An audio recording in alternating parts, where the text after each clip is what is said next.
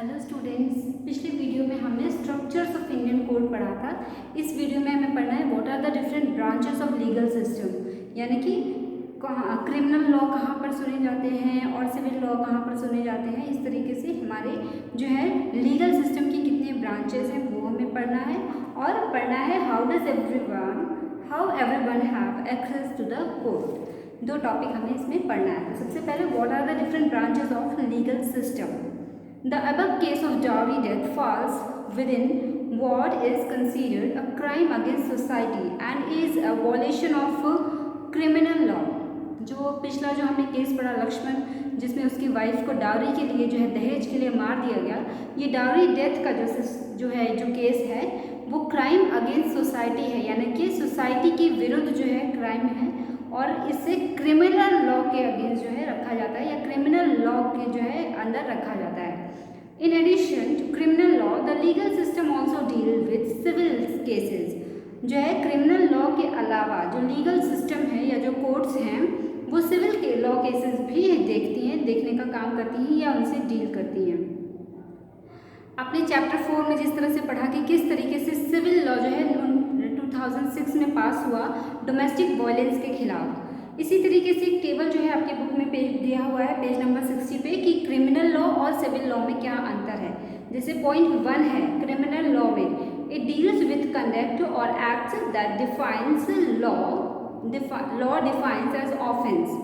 ये जो है जो क्रिमिनल लॉ है वो ऑफेंस जो है मीन्स ऐसे कंडक्ट और ऐसे एक्ट्स जो हैं इनके साथ जो है डील करता है जो ऑफेंस की कैटेगरी में आते हैं, जैसे theft, harassing of women, being more dowry मतलब ज़्यादा दहेज के लिए, चोरी का, मर्डर के जो केस होते हैं वो क्रिमिनल लॉ में आते हैं। सिविल लॉ में देखिए civil law deals with any harm और injury to rights of individual. Civil law में किसी भी तरीके का जो है इंसान के किसी भी जो है राइट्स में इंजरी करना या उसको हार्म पहुँचाना वो जो है सिविल लॉ में आता है। जैसे dispute relating to sale of land, ज़मीन को बेचने से रिलेटेड जो डिस्प्यूट्स होते हैं, जो झगड़े होते हैं, गुड जो है कोई भी सामान को खरीदने से रिलेटेड जो झगड़े या विवाद होते हैं, रेंट का जो किराए का जो मैटर होता है या डिवोर्स का जो मैटर होता है, जो केसेस होते हैं वो सिविल लॉ में या सिविल कोर्ट में सुने जाते हैं। क्रिमिनल केसेस में या क्रिमिनल लॉ जो है it usually begin with the logging off first information report, यानी कि FIR। इसकी शुरुआत जो है क्रिमिनल लॉ में जो केसेस होते हैं या क्रिमिनल कोर्ट में जो केसेस है उसके लिए FIR करनी पड़ती है, जिसके लिए पुलिस जो है इन्वेस्टिगेट करता है और इन्वेस्टिगेशन के बाद केस फाइल किया जाता है कोर्ट में।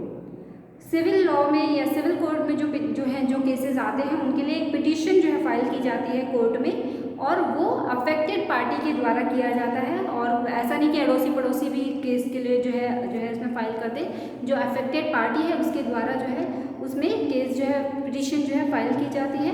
रेंट के मैटर में या तो जो है लैंडलॉर्ड को या जो टेनेंट्स है जो किराएदार है उसके द्वारा केस फाइल किया जाता है। थर्ड पॉइंट जो है क्रिमिनल लॉ में अगर कोई गिल्टी पाया जाता है तो उसे जेल या तो भेज दिया जाता है या उसमें फाइन लगाया जाता है। और सिविल लॉ में जो कोर्ट है वो जो है रिलीफ के लिए जो है उसके ऊपर फाइन भी लगा सकता है। जैसे अगर केस है जो मकान मालिक और किराएदार के बीच में अगर कोई केस है तो जो कोर्ट है वो ऑर्डर कर सकती है जो है किराएदार को कि उसका जितना भी पेंडिंग रेंट है वो उसको पे करे और मकान को खाली करे।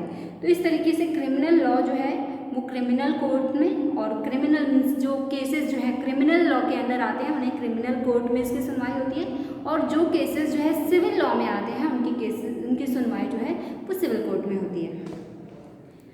नेक्स्ट जो हेडिंग है does everyone have access to the court. In principle, all citizens of India can access the court in the country. This implies that every citizen has a right to justice through the courts. Principle अगर देखा जाए तो जो है citizen India के हर citizen के पास ये अधिकार है कि वो कोर्ट में जा सकता है, कोर्ट में अपील कर सकता है।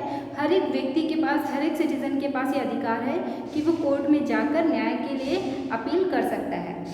As you have read earlier, the court play a very significant role in protecting our fundamental rights. If any citizen believes that their rights are being violated, then they can approach the court for justice to be done. जैसे कि हमें पता है कि जो हमारे जो fundamental rights हैं, अगर हमारे फंडामेंटल राइट वॉयलेटेड होते हैं तो हमारे पास ये अधिकार है कि हम कोर्ट में जा सकते हैं, अपील कर सकते हैं और जस्टिस जो है पा सकते हैं। While the courts are available for all, in reality access of court has always been difficult for a vast majority of poor in India. Legal procedure involves a lot of money and paperwork as well as take up a lot of time.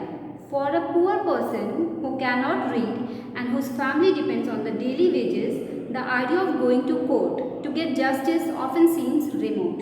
जैसे कि हमें पता है कि हमारे court जो है हर जगह अवेलेबल है और हमारे लिए जो है कोर्ट में जाना जो है हमारा अधिकार है कि हम कोर्ट में जा सकते हैं और अपील कर सकते हैं। लेकिन कोर्ट में जाने के बाद बहुत सारे लीगल प्रोसीजर जो हैं फॉलो करने पड़ते हैं और उस लीगल प्रोसीजर्स को फॉलो करने के लिए हमें बहुत सारे पैसों की ज़रूरत होती है, पेपर वर्क की ज़रूरत होती है और बहुत ज़्यादा समय की ज़रूरत होती है। और इंडिया में पुअर पीपल की जो संख्या है वो बहुत ज़्यादा है जो कि ये सारी चीज़ें नहीं कर सकते हैं। जैसे उनके लिए इतने पैसे नहीं होते हैं कि वो वकील को जो है हायर करें, वो पेपर वर्क करने के लिए उनके पास इतनी नॉलेज नहीं है, इतने पढ़े लिखे नहीं होते हैं कि वो इतने सारे जो है पेपर वर्क जो है कर सकें।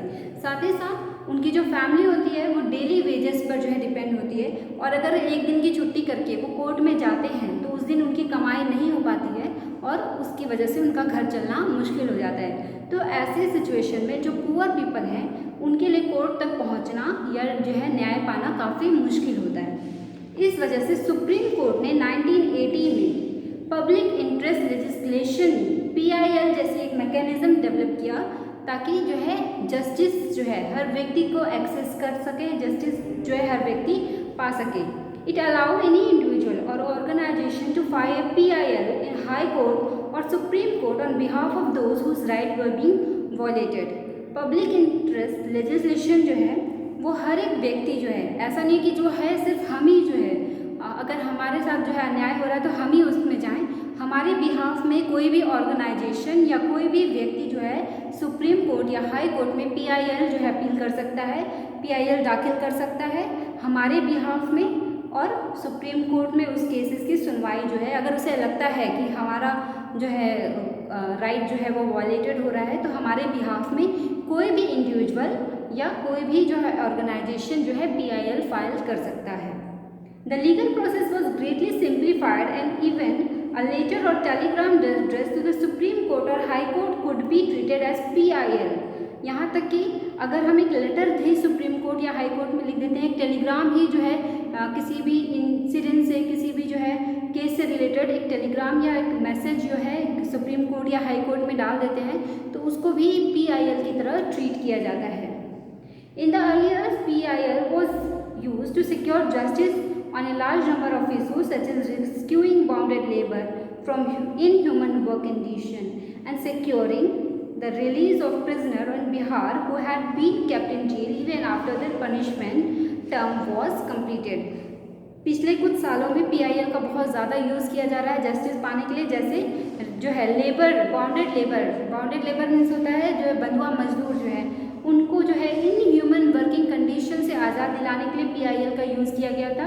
साथ ही बिहार में बहुत सारे जो है प्रिजनर ऐसे थे, जो कैदी ऐसे थे जिनका जो है सज़ा की जो समय था वो ख़त्म हो चुका था, उसके बाद भी उनको जेल में रखा गया था, उनको रिलीज़ कराने के लिए भी PIL का यूज़ किया गया।